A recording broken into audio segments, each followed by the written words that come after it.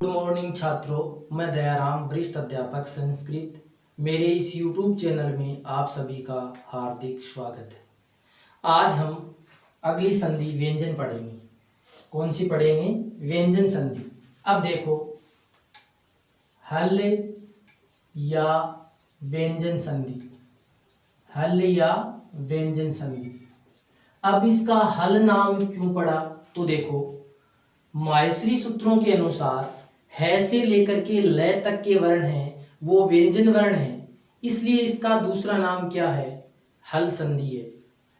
ठीक है, तो हल संधि या फिर क्या कहेंगे इसको? व्यंजन संधि कहेंगे।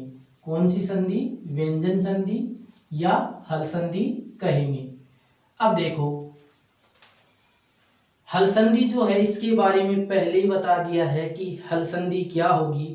तो देखो, इसमें तीन स्थितियां बनेंगी।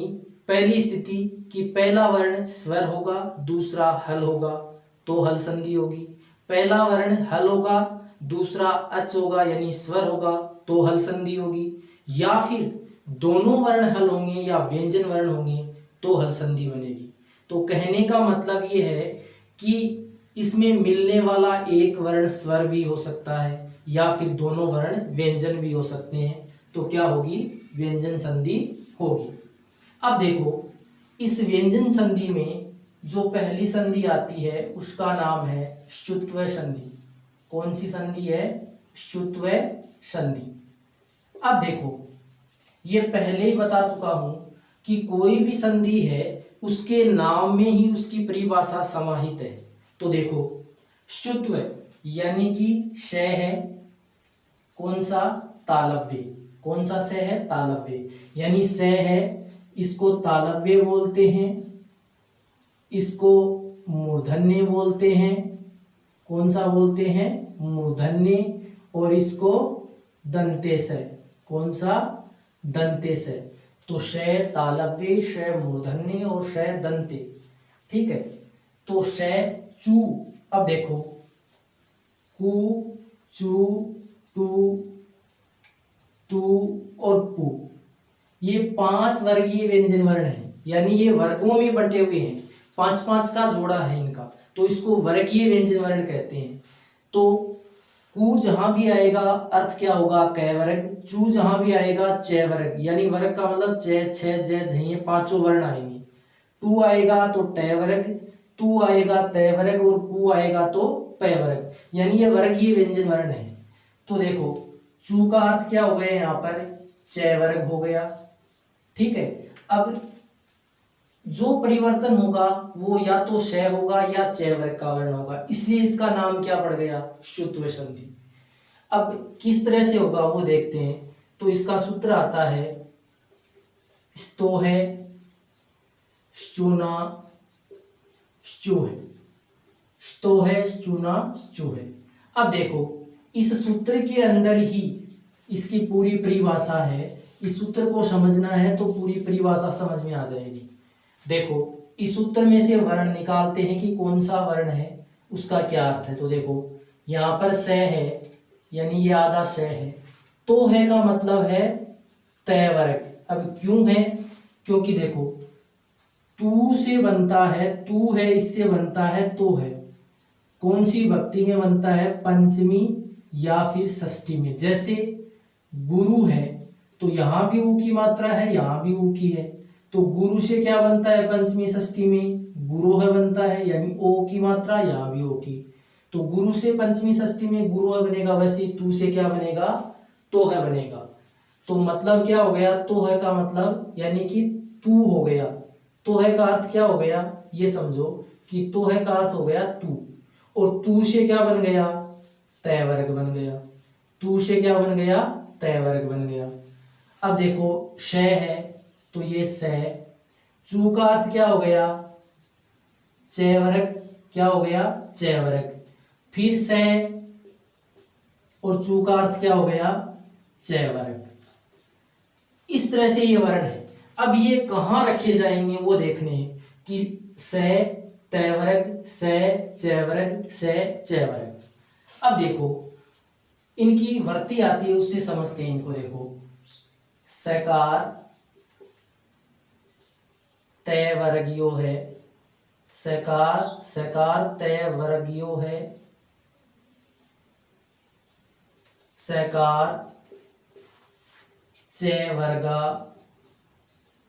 भ्याम योगे सकार च वर्गौ स्तः। अब देखो वृत्ति क्या है कि सकार तय वर्गीयो है, सकार च वर्गाभ्याम योगे सकार च वर्गौ स्तः। अर्थ क्या हुआ मित्रों, देखो सकार तय वर्गीयो है यानी कि स अथवा तय वर्ग का, स अथवा तय वर्ग का षष्ठी विभक्ति है, वर्गीयो है, जैसे रामयो है। स अथवा तय वर्ग का सकार च वर्गाभ्याम, यानी सकार का मतलब स अथवा च वर्ग भ्याम के साथ योगे यानी योग होने पर या मेल होने पर, योग होने पर स अथवा तय वर्ग का स अथवा च वर्ग के साथ योग होने पर स अथवा, देखो स अथवा तय वर्ग का इस तरह से कर दो, यानी षष्ठी का मतलब का, स अथवा तय वर्ग का स अथवा च वर्ग के साथ योग होने पर सकार च वर्गौ, स अथवा च वर्ग हो जाएगा। ये लो, ये होगी परिभाषा। देखो क्या हुआ कि स अथवा तय वर्ग का, वर्गीयो है षष्ठी है तो का अर्थ में हो गया का की के, स अथवा तय वर्ग का सकार च वर्गाभ्याम स अथवा च वर्ग के साथ योगे यानी योग होने पर स अथवा च वर्ग हो जाएगा। अब क्या अर्थ है इसको सीधी भाषा में देखो कि प्लस के पहले स अथवा तय वर्ग आए और सामने स अथवा च वर्ग आए, या फिर ये स अथवा च वर्ग पहले आए स अथवा तय वर्ग बाद में भी, मतलब यहाँ पर योग दिया है तो योग कैसे भी हो सकता है, यानी कि योग होने पर तो स अथवा तय वर्ग का स अथवा च वर्ग के साथ योग होने पर श अथवा च वर्ग हो जाएगा। अब च वर्ग किस प्रकार होगा कि तय वर्ग जो है उसके स्थान पर च वर्ग हो जाएगा क्रम से, यानी वर्ग का मतलब तय थे दे देने, वैसे ही च छ ज जाइए तो तय आ रहा है तो च होगा, थे आ रहा है तो छ होगा, इस प्रकार से होगा।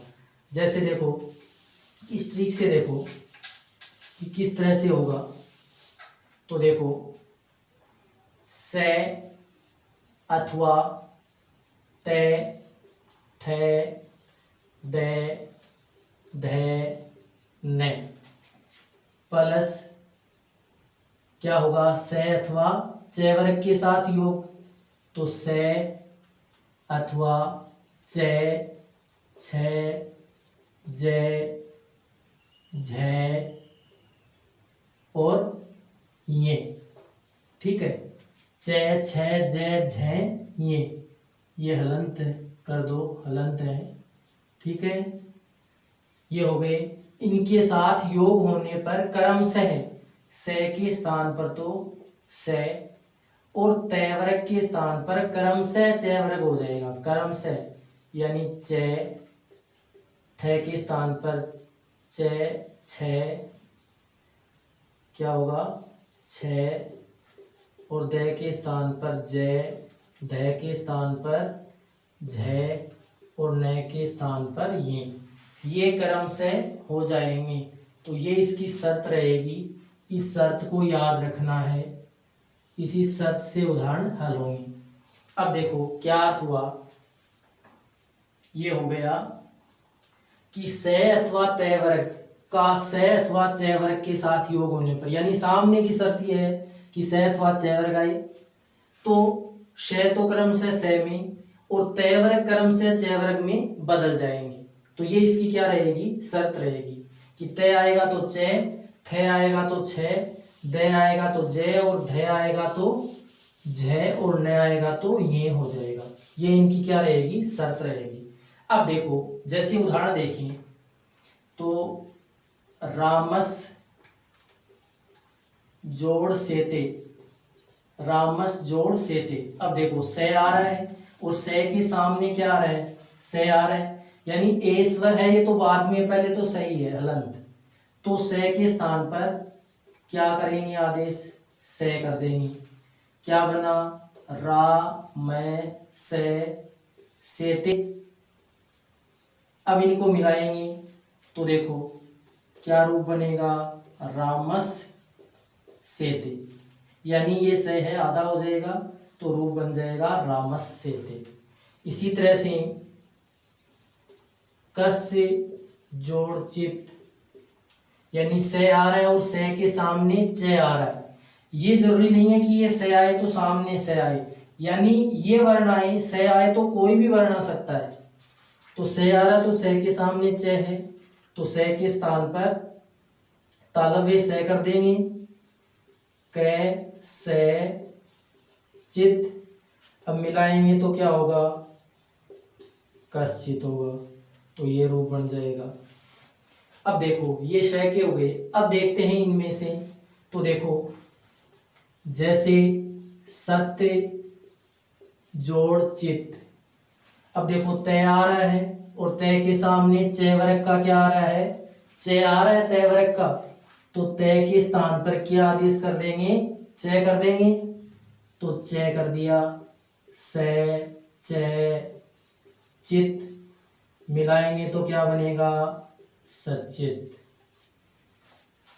ठीक है, तो इस प्रकार से ये उदाहरण बनेंगे, कश्चित, रामश्यते और सचित। इसी प्रकार से और भी उदाहरण है, देखो आगे किस प्रकार बनेंगे। तो देखो बहुत इंपॉर्टेंट उदाहरण है, उद जोड़ ज्वल है, और ये कंपटीशन एग्जाम के लिए बहुत इंपॉर्टेंट है।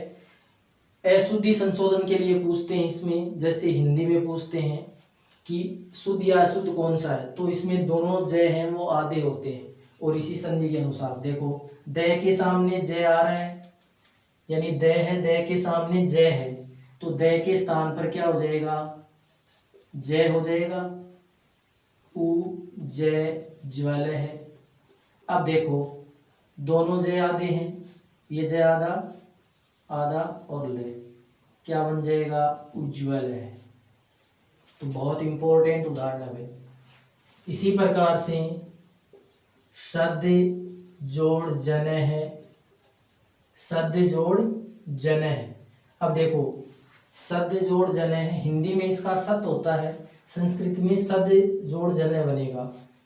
ठीक है, तो देखो द है, इसके स्थान पर क्या होगा, जय होगा, क्योंकि सामने की शर्त है जय आ रहा है, तो से जय जन है। अब देखो मिलाएंगे तो सज्जन है, ये बन जाएगा।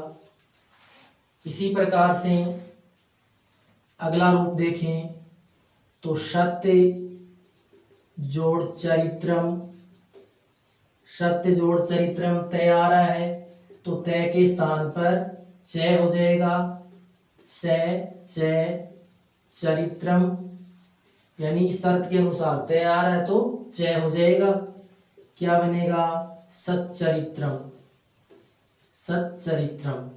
तो ये रूप बन जाएगा, यानी ये पहला, ये दूसरा, ये तीसरा, इस प्रकार से ये रूप बनेंगे।